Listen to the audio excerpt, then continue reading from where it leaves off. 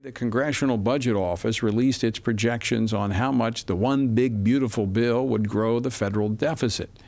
Now, the agency, the Congressional Budget Office, is supposed to be a nonpartisan federal agency, and they claim that the bill would grow the federal deficit by $2.4 trillion. But is the CBO actually nonpartisan in practice, and how are they coming up with these numbers? And what are the implications of any potential partisan bias in the agency in their projections? Well, here with analysis on this is Mark Tapscott, who is the Washington Stand Senior Congressional Analyst. Mark, welcome back to Washington Watch. Great to be here. So let's go back in history. Give us a 1-minute history of the Congressional Budget Office. It was started in 1974. It was intended by Congress to be the congressional equivalent of the Office of Management and Budget over in the executive branch, and to provide scoring that would compete with, if you will, the executive branch projections, give Congress some independent information. Over the years, it has maintained a particular approach. It's called static scoring to do their projections.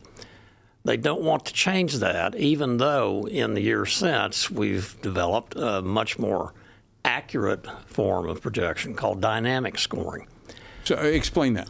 Well, with static scoring, you continually assume that the economy is going to basically stay the same.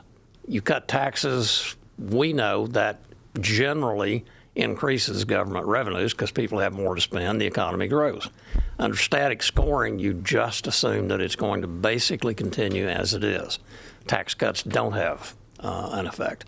That's why Democrats love CBO projections. It's almost like having something, looking at it with simple interest versus compound interest. Exactly.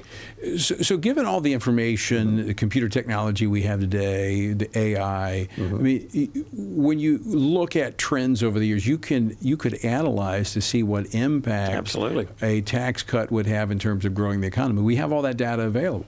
In 2017, when the first Trump tax cut was being debated, CBO said it would reduce government revenues. In fact, in just the 2 years after it took effect, it increased them very significantly.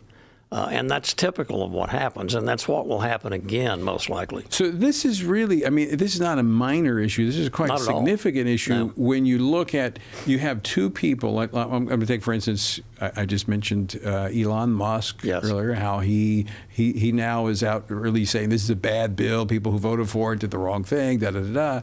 And you got Trump, Mike Johnson, and members of Congress saying, no, we're moving it in the right direction. So they're looking at the same thing, but they see it from two different perspectives. In large part, it's because of the CBO score. My guess would be if Elon Musk took 5 minutes to look at the history of static versus dynamic, he would say, of all people, my gosh, what are you people saying? Of course it's going to have a positive impact from the tax cuts. So, and that's why, in fact, I'm going to play a clip in just a moment of the House Speaker on my weekend program this week on Capitol Hill, talking about that, in that looking at what is going to happen to the economy with the tax cuts, we're going to see growth, which means we're going to have more revenue coming in, which means the deficit goes down, which means the debt ultimately comes down. In CBO's defense, I have to say, and I pointed this out in my story this morning, CBO is dependent upon Congress by congressional rule. They can only do dynamic scoring on a particular bill when they are specifically requested to do so. That could easily be taken care of with a new rule. So is it time to reevaluate how the CBO works? Absolutely. And there are calls, growing consensus outside of Congress and beginning to be picked up in Congress, to do exactly that, a top-to-bottom DOGE-type audit. All right, folks can see your piece at the Washington Stand, right? Yes. We got 2 minutes left, Mark Tapscott. Let me ask you this question. I talk about the bias. We see this in government. Is there an institutional bias in the CBO? There absolutely is. And the reason is because, as I think Speaker Johnson pointed out a couple of days ago,